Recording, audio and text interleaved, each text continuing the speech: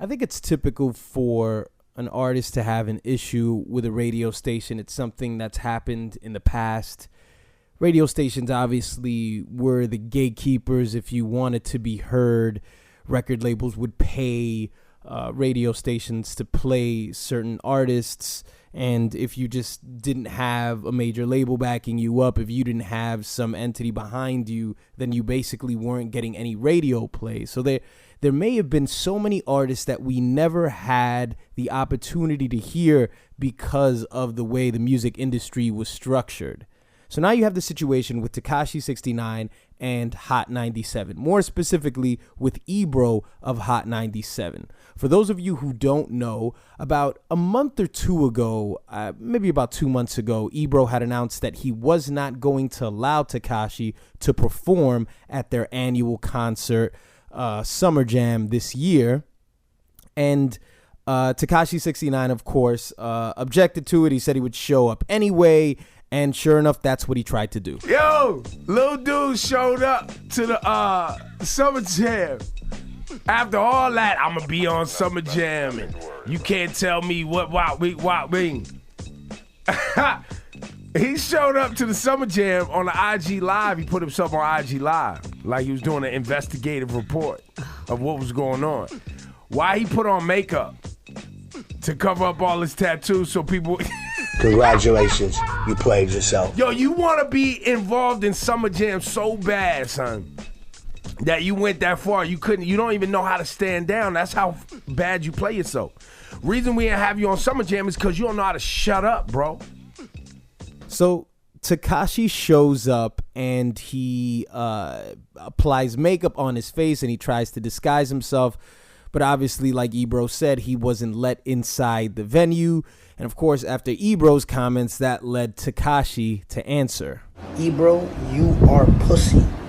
Don't let nobody forget the fact that a couple years ago, 50 Cent told you, yo, boy, stop fucking playing with me. I won't smack the shit out you and fuck you up. And you said, no, bro, chill. You know what I'm saying? And I understand that. And you could hate 6ix9ine all you want. You could say, listen, this is the reason people don't like 6ix9ine. I understand that. But you can't deny the fact that you have a New York station, right? A New York concert, and everybody don't give a fuck about who was on that lineup. Shout out to everybody that was on that lineup. But everybody concerned was the rainbow-headed motherfucker on that stage. Nobody gave a fuck about nothing else. I think what Tekashi says in the back end of that video is very true.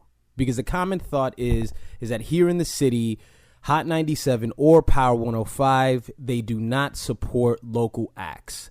I think what you're getting is a variation of that, because it's not like Tekashi's music isn't playing here in the city, because it is. If you are walking around New York City, the artist that gets played the most is probably Tekashi 69, outside of all your major artists like a Drake, like a Kendrick. He is the most heard artist here in the city. Alongside Cardi B, of course. But what you have here is a variation of that. You have them keeping him out of the venue because they can sort of rest on the fact that they have a Kendrick Lamar headlining. They also have Lil Wayne. So it's kind of like they aren't supporting New York artists because they know they're already backed by those marquee artists who are larger than Tekashi.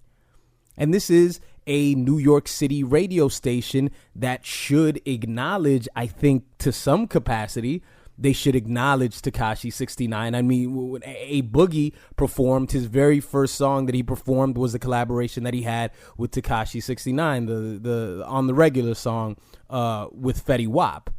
So there's something to be said about the fact that, yes, I totally understand why they kept him out of the venue. He is a security risk. He is a liability.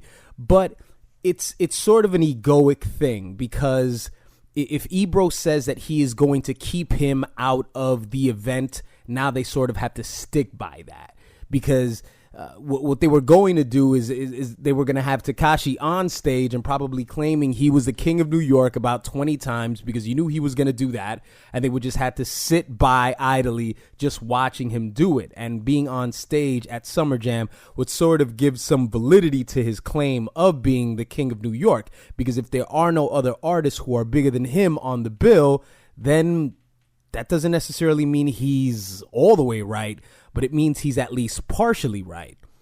I also want to get back to a comment that Ebro made about legendary artists and him comparing those artists to the newer ones on the Summer Jam stage. Because, you know, the internet and social media will have you fooled to believe that these newer artists are really, really hot and they have a hot song. Mm-hmm. But then when you see somebody on stage that has material, you see the difference.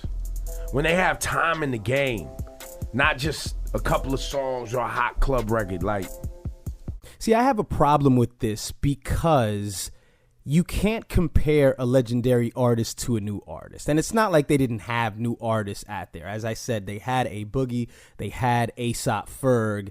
So it's not like they were just featuring the quote unquote legendary artists. And I thought that's what makes a festival or an event fun, to have differences between the acts. I mean, do you want to go to a Summer Jam where it's just Remy Ma performing Lean Back or I'm Conceited? And I get it. Familiarity is great when you're going to a concert. If you asked me, would I rather go to an A$AP Ferg concert or a Jay-Z concert? I'll tell you Jay-Z in a minute, even though I've seen him perform twice. I'll tell you Jay-Z in a minute because I am familiar with his songs. So I understand that part of it, but to sort of hold somebody's longevity, somebody's discography against a younger artist is, I think, a bit unfair and very elitist, which would make sense because it's a New York City radio station. And part of this is Ebro knows that his demographic is going to eat this up. He understands that his demographic is going to look at Tekashi as no more than just a nuisance, and he should never be acknowledged, and he has no right to be on that stage. So he gets a big laugh out of it because his audience gets a big laugh out of it. But you have to be very careful to not turn Tekashi 69 into a martyr, because that's only going to increase his popularity. It's only going to perpetuate the image that he always wants to show, which is he's this big, bad, taboo figure that should be kept at the exits, and he can only be contained by 1,000 security guards and 1,000 Crips. It's just gonna bring about more bullshit and more attention seeking.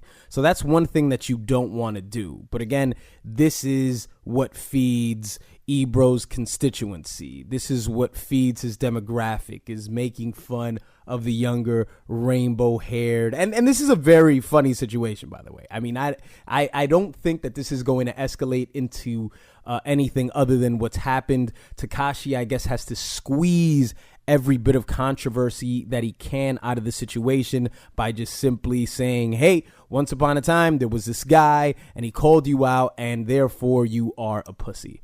I don't think that Ebro is going to seriously answer him I don't think he's going to seriously give him a reply or threaten him back because I think Ebro's about, I don't know, he's approaching 50 and Tekashi's, 22, 23, if that.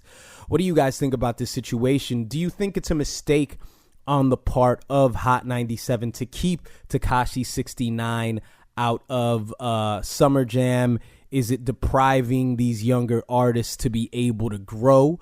I'd like to know what you think in the comment section below, and I will see you guys next time.